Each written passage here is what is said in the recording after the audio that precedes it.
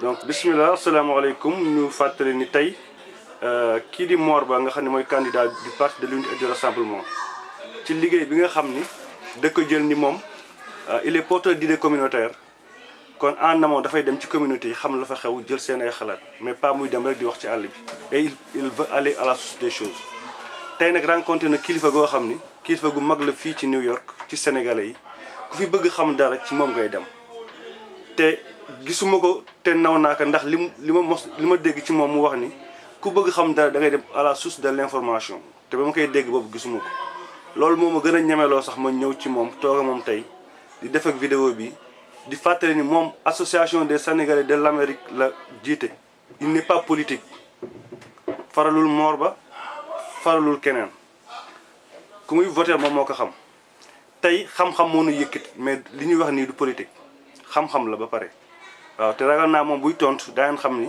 xam-xam la lañ koy laaj xam-xam lañ ci wax waaw su ko defee kon sëñ Sow mën nañ la may nga nuyu mbokk yi lay seetaan Sénégal yëpp ñoo lay seetaan Océanie Amérique Canada nga nuyu leen après ñu soog a ñëw ci waxtaan bi. Mor maa ngi lay nuyu maa ngi rafetlu tànk yi la yëkkati. jóge fu sori ñëw ba fii pour waxtaan ak ñun. di nuyu mbokk yi ñuy seetaan yëpp. dellu si di wax ni maa ngi rafetlu tànk yi parce que comme ni nga ko waxee léegi. tànk rek jàngat. ci li nga xam ne mooy liggéey bi nga xam ne moom la ñu Sénégalais sas. comme tu l'as dit ñu ñëw jiite association des Sénégalais d'Amérique.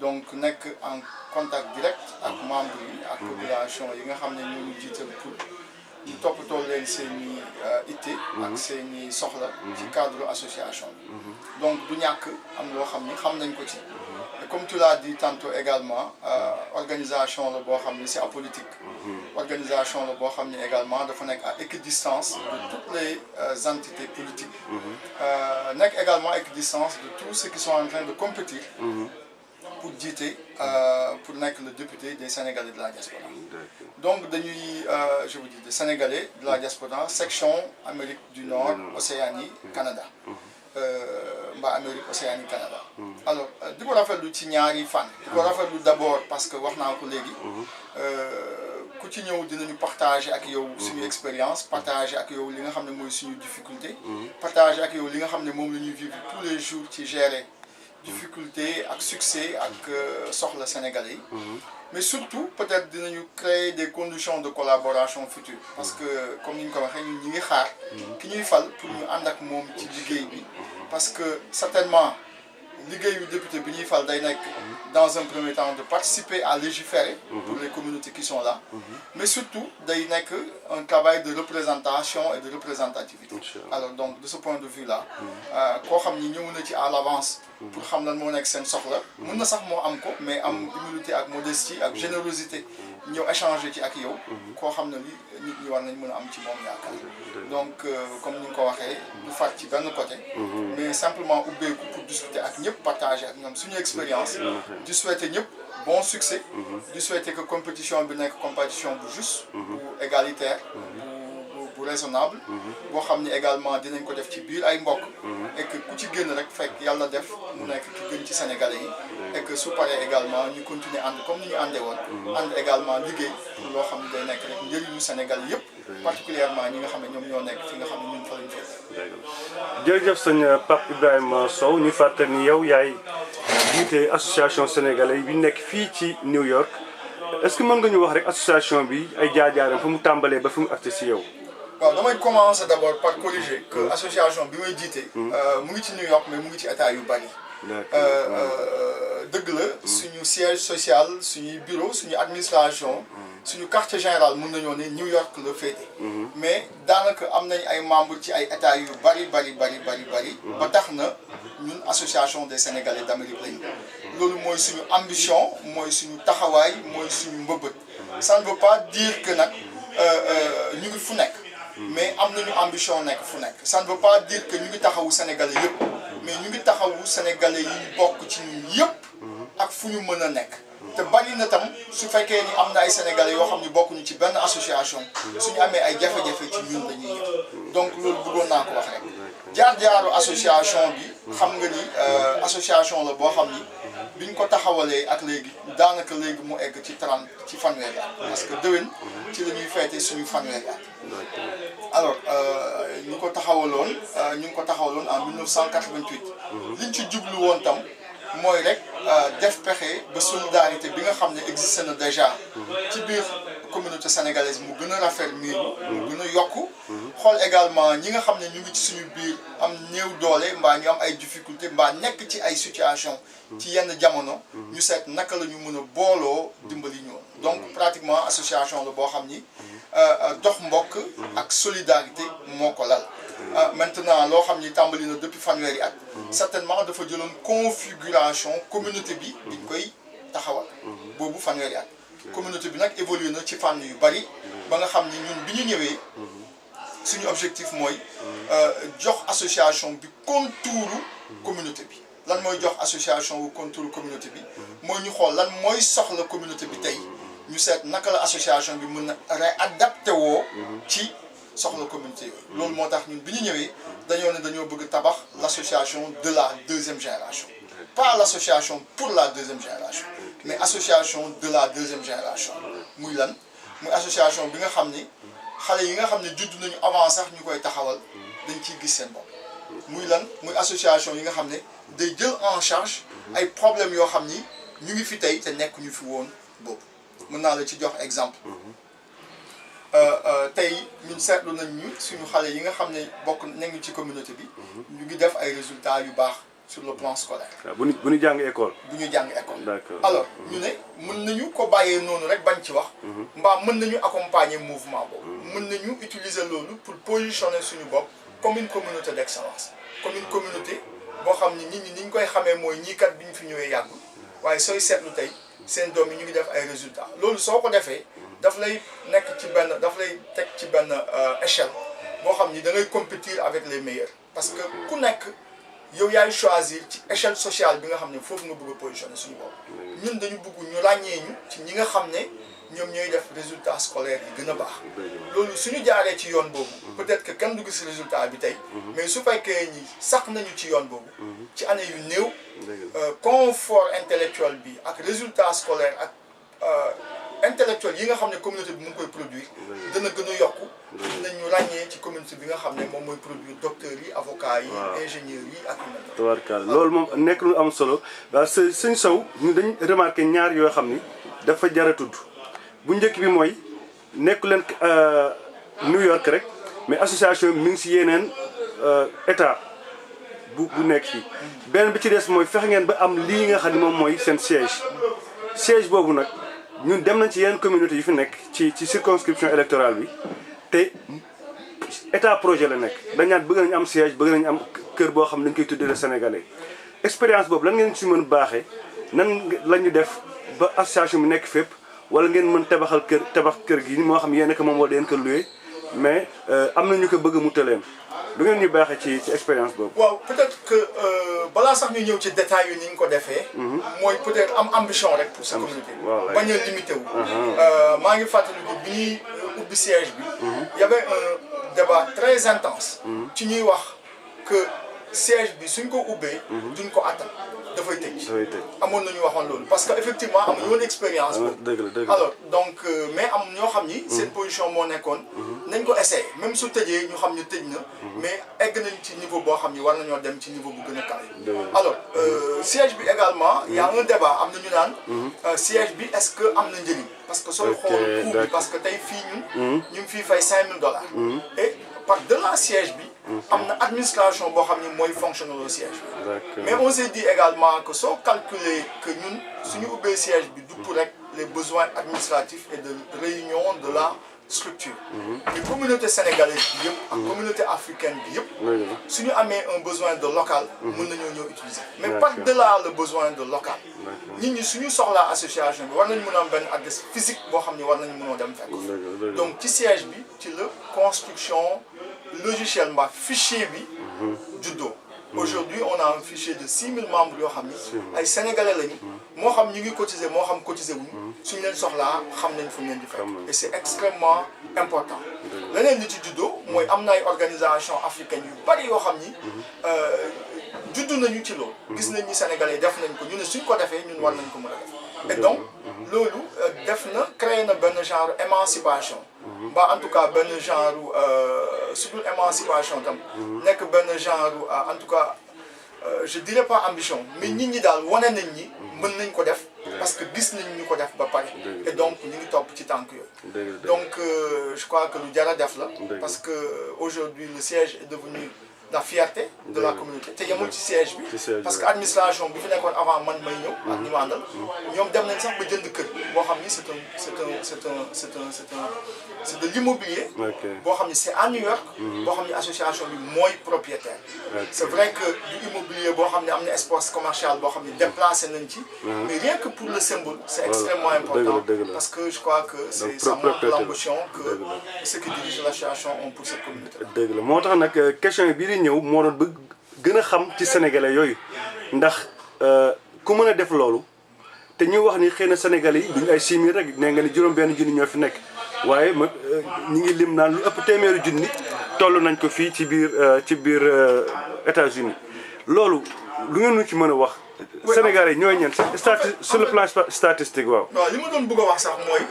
que ñun en fait am nañu 6000 ñoo xam ni ñu ngi ci suñuy database ñu ngi ci suñu fichier. ci base de données waaw. mais ci base de données bi exactement c'est le mot qui sied. mais effectivement comme tu l'as dit ëpp nañu 6000. ëpp nañu 10 000. ëpp nañu peut-être sax 100 000. malheureusement amaguñu ay ressources. amaguñu également niveau d'organisation bu ñu permettre ñu collecter ces données statistiques pour mën a am des statistiques fiables sur le nombre de Sénégalais. Et c'est vraiment dommage. Et je crois que ça doit être une priorité pour nous et pour l'État du Sénégal. Parce que loolu lu am importance. Mais en tout cas parce que soo amee statistiques yu baax. ci ngay mën a mettre en place ay politiques publiques yu baax. du dëgg. mais wax rek que Sénégalais yi bari nañ fi. soo leen regrouper. dinañ mën a jëriñ seen bopp mais danañ la mën a jëriñ parce que ñun bi ñu ñëwee bokk na également ci li nga xam ne def nañ ko en éventail jiital nañ ko ci suñu taxawaay que bëgg nañu yokk ou bien encourager les investissements des Sénégalais expatriés particulièrement ceux qui sont au Sénégal en Amérique du Nord au pays parce que jàpp nañ ni benn frein ci investissement boobu nekk na manque d'information ak manque de formation ak manque d'encadrement bi nga xam ne Sénégalais expatriés yi amuñu ko ci seen réew et que am na ñu bari ñoo xam ne suñu xamoon tey opportunité d'investissement yi am Sénégal dinañu gën a sawar ci investir foofu et que donc ñun en tant qu'organisation communautaire am na dox boo xam ne mën nañ ko cee dox am na tànk boo xam ne mën nañ ko ci taxaw boo xam ne dina dimbali suñu membres yi dina dimbali communauté bi mais également dina dimbali État du Sénégal ci am ay nationaux ay ressortissants nationaux yoo xam ne dinañu mën a investir ci ay. jërëjëf Serigne Ndao ñu fàttali nag yow yaay président association des Sénégalais d'Amérique tey nga jàkkaarloo ak Mor Ba bi nga xam ne mooy le candidat wu parti de l'unité et du rassemblement ci élection yi ñu bëggoon xam nag statistiques yooyu ñuy wax est-ce que tiitalu la ak responsabilité bi ci kan la war nekk ndax bu ñu mën a jëlee lu mel ne ay 5% ci Sénégalais yi ni ñoo nekk fii ñoom ñooy def seen devoir de citoyen ñoom ñooy inscrire wala ñoom ñooy ñëw fii ñu xam leen est-ce que loolu tiitalu la ci ni lii mooy le type de citoyenneté bi ñu am ñun en 2017 Sénégalais yi wala boog dañu nekk ci situation yu métti yoo xam ni taluñu ñëw dund seen citoyenneté ni ñu ko war mën a dunde ñëw ci association yi wala dem inscrire ci liste de vote yi yeneen Sénégalais yooyu nga xam ne xamul leen wala ñëwuñu pour yow lan la ñuy dund est-ce que ay sans-papiers lañ est-ce que seen situation c'est alarmant est-ce que jaaxal na leen daal ak état bi yéen lu ngeen leen di sant ñoom ñu waroon ko def te defuñ ko. en fait ni ma koy poser rek. mooy comme ni ma ko waxee léegi. am statistique yu fiable c'est extrêmement important. dëgg la. parce que c'est extrêmement important dañ ko war a def priorité. malheureusement dañu nekk ay ressortissants ay états yoo xam ni peut-être dañu néew doole. économiquement. ba nga xam ni souvent ordre de priorité bi ça peut poser problème. parce que peut-être ay décideurs gouvernementaux mun nañoo ne. au lieu que ñuy jël milliards yi di ko consacrer au recrutement des Sénégalais de l'extérieur am na feneen fu gën a urgent. mais peut-être que ñun ñi nga xam ne ñoo nekk fii jiite Sénégalais yi nekk extérieur nekk particulièrement Amérique du Nord. xam nañ ni su fekkoon ni nit ñi def nañ ko priorité. ba ñu am ay statistiques yu fiable ba ñu mën a identifier Sénégalais identifier également fu ñu nekk mais encore encourager leen pour ñu mën a participer au jeu démocratique du Sénégal intéressé wu ci les activités à la fois politique démocratique économique et sociale du Sénégal loolu dina mën a am retour d'investissement bu mag a mag pour la nation mais également pour l'État du Sénégal alors et de ce point de vue là dañ ko waroon def priorité et du ñu yem rek ci wax ko dinañu ci rencontre yi ñuy am ak les autorités gouvernementales mais également certainement yéen ñi nga xam ne di ngeen nekk suba les porte-parole de ces communautés là war na mun a nekk loo xam ni da ngeen koy jiital ci seen taxawaay parce que encore une fois le travail de ceux qui seront nos représentants demain ce sera pas simplement de participer à légiférer parce que soo ko yemalee ci participer à légiférer rek sax peut-être que mën na non seulement day yomb mais mën na contre-productif parce que suñu xoolee tey taxawaayu assemblée bi nga xam ne ci la nit ñi di xëcc pour dugg par exemple législature bii jàll amul benn proposition de loi amul benn député boo xam ni peut-être indi na fa loi mais peut-être nit mën na bañ a indi loi mais fekk am na feneen fu mu féete communauté yoo xam ni ñoom leen di représenter et je crois que man davantage ci côté boobu laay xool taxawaayu ñi nga xam ne ñoom ñoo taxaw tey pour bëgg ñu représenter ci naka lañ ko comprendre ci fan la ñu mën a féete pour génnee suñuy mbëbëb génnee suñuy soxla mais particulièrement taxawuñu ci suñu ay transactions ak suñuy soxla yi nga xam ne am nañ ko ak administration bi je veux dire les administrations parce que du benn administration publique rek lu am solo nga wax surtout comparaison bi nga def ci wàllu député yi ci assemblée nga xam lii waroon nañu koy def defuñ ko moo tax ñu loolu laaj tamit ci wàllu service consulaire yi fii tamit ñoom it ban appréciation ngay def xam nga xool nañ liggéeyu député yi fi nekkoon ñu ni ñoom moom juróomi at yi weesu moom dara defuñ ko moom am na sax ñu naan moom bu leen sax jéem essayé waat mais yéen ñi nga xam ne fi ngeen nekk jàkkaarloog service consulaire yi ban évaluation ngeen def ci at yi passé est-ce que ñoom it dañ naan defuñ fi dara wala lii lañ fi def mu manqué wala nangam. en fait liñ ciy def comme appréciation. mooy bon ñu ngi liggéey. am na liggéey boo xam ni quand même ñu ngi koy def mais am na lu gën a bëri. loo xam ni mënoon nañ ko def. ñu ngi leen di xaar en tout cas ci suñuy attente. ñu ngi yaakaar ñu def lu gën a bëri. ci li nga xam ne waaw lu ëpp li nga xam ne moom la ñuy def. rapport nag ak association bi. ak service consulaire yi fi nekk. rapport la boo xam ni c'est un rapport très intéressant parce que mën nañoo ne ñun association des Sénégalais d'Amérique. ñun ñoo amoon revendication. ñu ubbi fi un consulat général. et loolu ça date de l'ère du PS de Abdou Diouf. parce que ci période boobu la ñu defoon demande yi. ci période boobu la ñu ko approuvé woon. et d'ailleurs même biñ koy ubbi. on a été des partenaires très stratégiques. malheureusement amatuñu type de partenariat boobu. malheureusement amatuñu type de proximité boobu. amatuñu type de concertation yooyu. et que on était très optimiste. ci responsable yi indi woon. mais on s'est rendu compte que malheureusement posture politique yi nga xam ne am na ci. ça pose beaucoup de problèmes. et que donc peut-être rentabilité ak rendement bi nga xam ne yaakaaroon nañ ko ci. des na lu bari alors que communauté bi mënul dem sans consulat bi. consulat bi mënul dem sans communauté bi. mais il y a beaucoup de travail à faire. pour que loolu nekk lu effectif. yow de sëñ Sow sëñ Pape Ibrahima Sow ñu fàttali ne yow yaa yore association des Sénégalais d'Amérique fii li nga wax ni mu amee solo sax xaw ma ndax seetlu nga ko ndax bu ñuy wax citoyenneté politique dëgg-dëgg moom nga doon wax fii nii maanaam loo xam ne politique ñoo ko waroon def xam ne fii war na am consulat ñu def ko.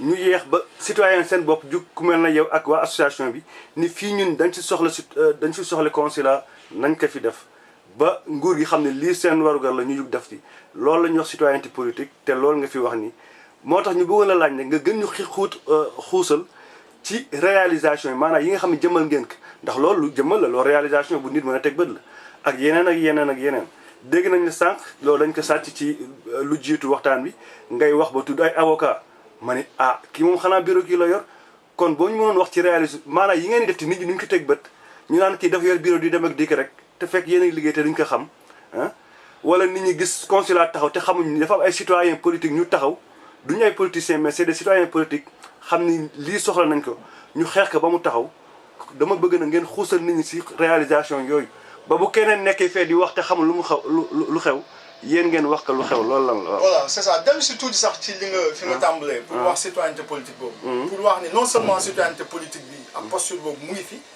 mais daf fi mos a nekk. parce que par exemple jamono bi ma lay wax. ma nekk ma woon ci responsable ci association bi. ñi nga xam ne ñoo doon xeex pour ñu indi fi consulat bi. bi ñu fi nekkee man nekk ma fi woon sax.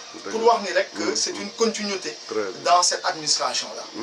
wax dëgg nag jëmmal également bien confirmer li nga wax léegi. que effectivement association bi wax dëgg yàlla moom mooy en tout cas la première administration. de la communauté sénégalaise. ci lan lañ def suñ fi nekkoon di ko lim. duñu mos a duñu pare. parce que dafay yàgg. parce que loo xam ni am na 30 ans. compté wul ci kenn ci boppam la compté ci ay cotisation ay membres am ci ay lijjanti. pour jël en charge ay membres am. loolu chaque jour liggéey la. ci liggéey yi ñu def bari na. ci at yooyu ñu fi nekk yëpp. ñëpp ñi nga xam ne bokk nañ ci association bi. suñu wàññeekoo association bi moo leen di jël en charge. delloo seen dépouille mortelle. ku ci bokk également bon peut-être que récemment taxawal nañu benn charge sociale boo xam ne c'est presque un contrat officiel entre le membre et l'association. soo ci bokkee nga nekk à jour. su la lii dalee danañ la defal lii. loolu charte la boo xam ni on peut mettre ça à la disposition de tous les membres. mais même avant la charte ne se formalise avant que ñu koy def un document officiel mu nekk un contrat. pratiquement posture boobu. moom la association bi amoon ak membre yi. ku ci am soxla. soo ñëwee association bi taxaw ci.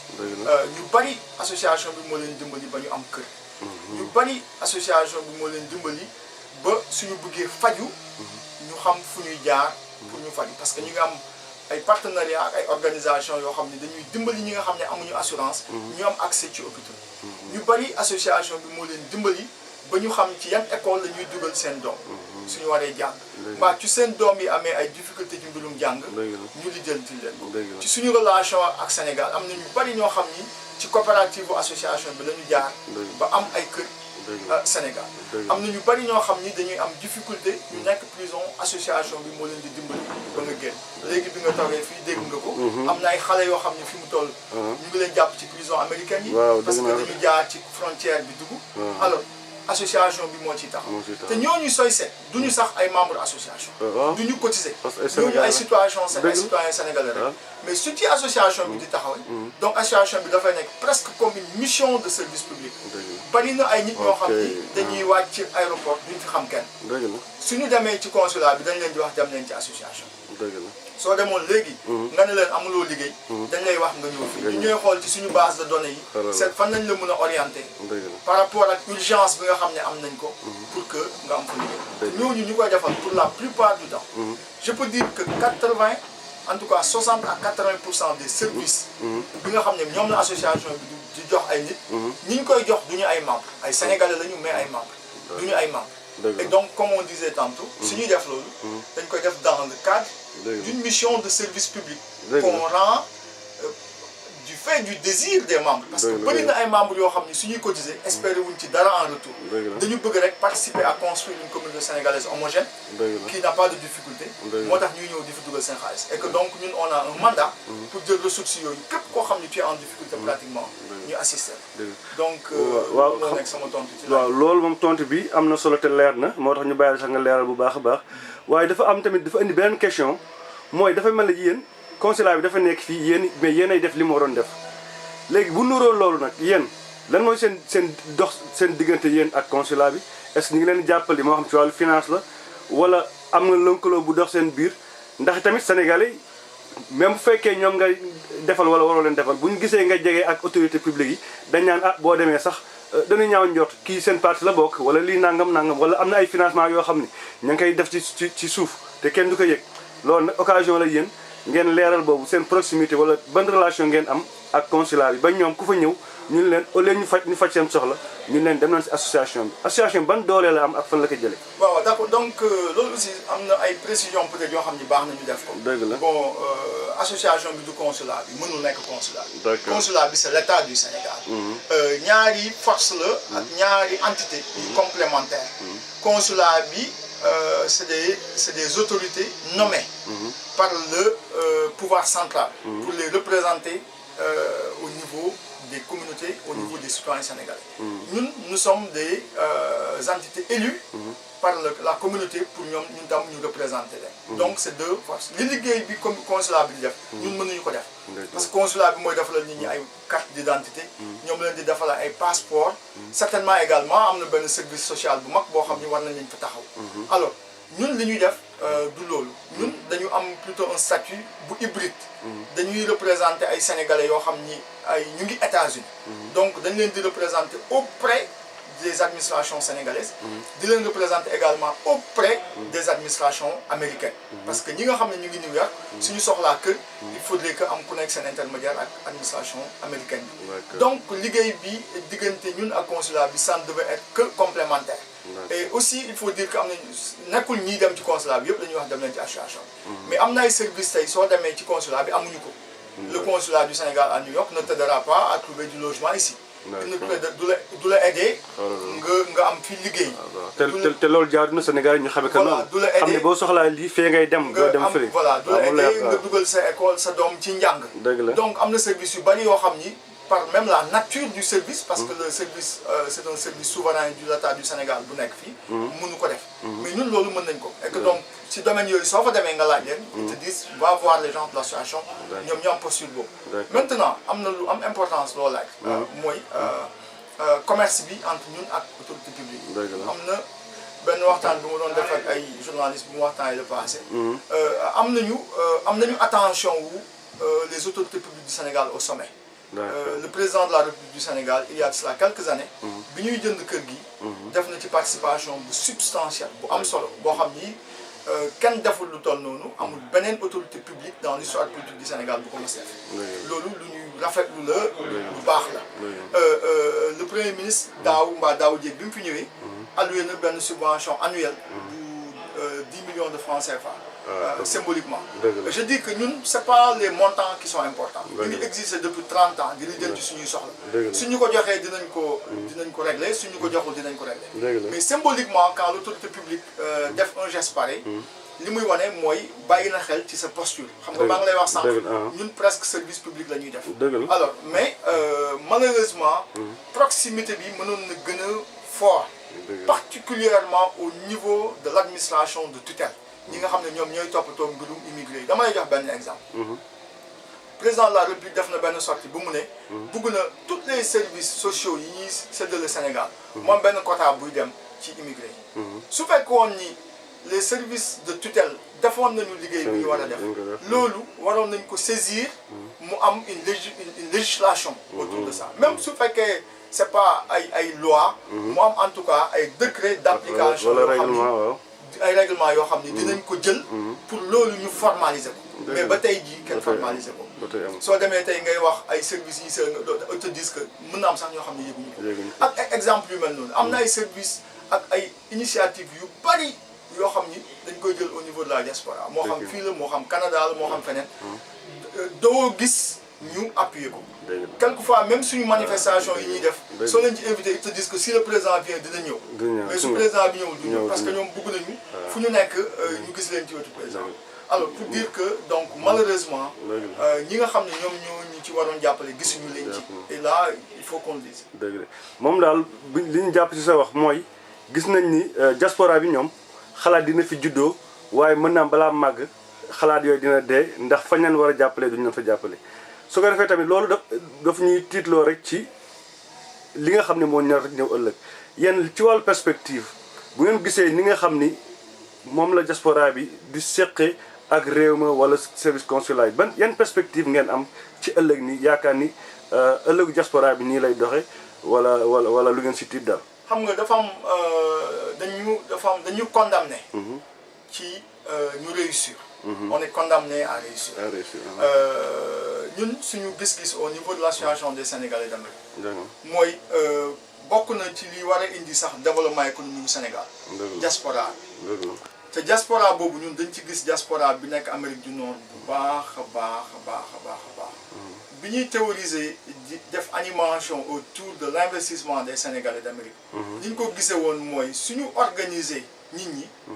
organiser bi nekk former leen sensibiliser leen ci li disponible au pays mais encadrer leen de manière avec beaucoup de proximité ba ñu mën a investir ba ñu gagner confiance pour mën a investir loolu mouvement la boo xam ni lu bari mën na ko indil alors malheureusement fekk si ñu si alors ci loolu alors mais duñ ci tàyyi duñ ci sooxe en fait dañ koy continuer parce que defe naa benn voie rek moo am mooy voie wu collaboration entre les Sénégalais yi nga xam ne ñu ngi ci diaspora bi ak yi nekk Sénégal te loolu ni ñu ko mën a defee rek mooy dooleel soutenir discuter encourager encadrer ñi nga xam ne ñoom ñooy jiite ces entités là maintenant y a un grand pas boo xam ni def nañ ko ci loolu ci créer le poste peut-être de député des Sénégalais de la diaspora n'est-ce pas et que donc peut-être ñu ngi am yaakaar bu baax que poste yooyu ñi koy occupé suba bés bu ñu ñëwee dinañu gën a mandargaal dinañu gën a wone taxawaayu soxla yi nga xam ne Sénégalais yi nekk ci diaspora bi am nañ ko dëgg la sëñ Sow jërëjëf ñu ngi fàttali ni yow yaay le président de l'association des Sénégalais d'Amérique nga xam ne nekkuñu fii si New York rek ñu ngi si yeneen dëkk yi tamit su ko defee ñu fàttali ni yow it ñu ngi jëm say élection mais yow ndey ji seex nga ñaaxaandaay ngay tëdde yaa jiite ñëpp kii nga xam ne mooy candidat bu parti de l'unité et du rassemblement dafa am démarche bu mu jël mooy dem ci communauté yi déglu leen jël seen xalaat ni moom tudde boppam le porteur d'idées communautaires wax ni tamit moom li ko gën a intéressé mooy la diaspora d'abord ndax loolu mooy mën a tax loi bi bees bi am sens ñu doon la laaj yow daa nga gis ay parti politique daa nga gis ay citoyens ñuy def lenn mais kii ñëw taxaw si kanam ni moom citoyen politique la tuddee boppam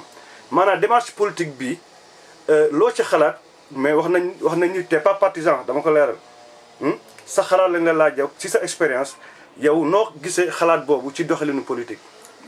ni ma ko gisee mooy doxalinu comme ni nga ko waxee. ñun nous sommes à équidistance. que ce soit de par la qualité fonction bi ñuy occuper mais même au niveau personnel choix bi ñu def mooy de ne pas militer dans le cadre des partis mais nag nous sommes éminemment politiques n'est-ce pas démarche bii ñu gis tey démarche bu rafet la bu baax la démarche de rupture la parce que mënoo représenter koo xam ni xamuloo lan mooy ay soxla te mënoo guess mbaa mënoo xam nga nu ñu koy waxatee ci français mënoo deviner wala jëli waaw deviner ay soxla ay nit en tout cas daal li gën a wóor mooy nga wax ak nit ñi ñu wax la seen ay soxla loolu moom mënoo ci def erreur et que donc lu ñuy encourager la di ko encourager ci yoon ci dynamique bi ñu nekk ci compétition wu électorale yi mais aussi di ko encourager même su fekkee loolu jàll na parce que nit mën nga servir sa communauté ci posture bu mu mën te leadership du nekk ñi nekk ci kanam mën nga nekk fi gën a sori ci gannaaw nga émettre ay idées yoo xam ni kenn mënu leen a bañ a topp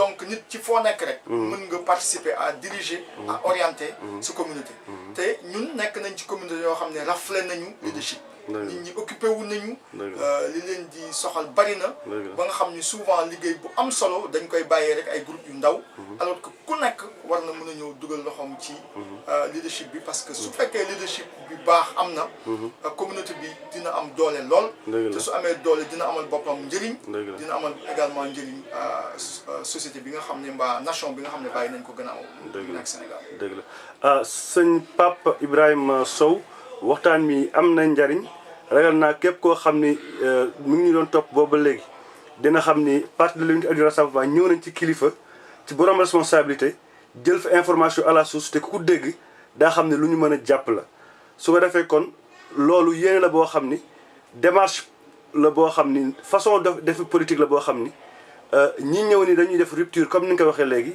di parti de l'unité et du rassemblement ñu indi ko su ko defee ñu lay sant ci loolu yow ndax xëy na ni mu yombee ak yow bi ngay wax mu wóole ni rek pour jariñ nit ñi la yombewul woon ci ñun am ci ñeneen ñoo xam ni wax nañ leen ni ñun suñu démarche mooy dem en amont déglu nit ñi te buñ ñu falee ñu dem yóbbu seen kàddu ñoom gisewuñ ko woon noonu parce que ku ñëw ni damay def loolu ba pare ni yow politique intéressé wu la xëy na loolu la ñu mën dégg su ko defee ñu ngi la ci sant yow di la laaj lan mooy sa kàddu gu mujj ci ñi nga xam ni ñu ngi jëm ci élection yi ñu lay déglu ak ñi la doon seetaan ci fii nga xam ne mooy ci rajo rek mooy dellu sant la gërëm la ci tànk yi nga jël pour ñëw déglu ñun suñuy mbëbët ak suñuy soxla parce que loolu moo la yëkkati ñaanal la également ci jongante bi ñu jëm yàlla may la ci ndam may ci ndam également ñëpp ñi nga xam ne ñu ngi ci te képp koo xam ni moo ci gën pour réew mi rek yàlla jox ko mu jiite ko te également comment on dit encore mbëbët la ci mais encouragé la ci sa posture nekk posture rassemblement posture defar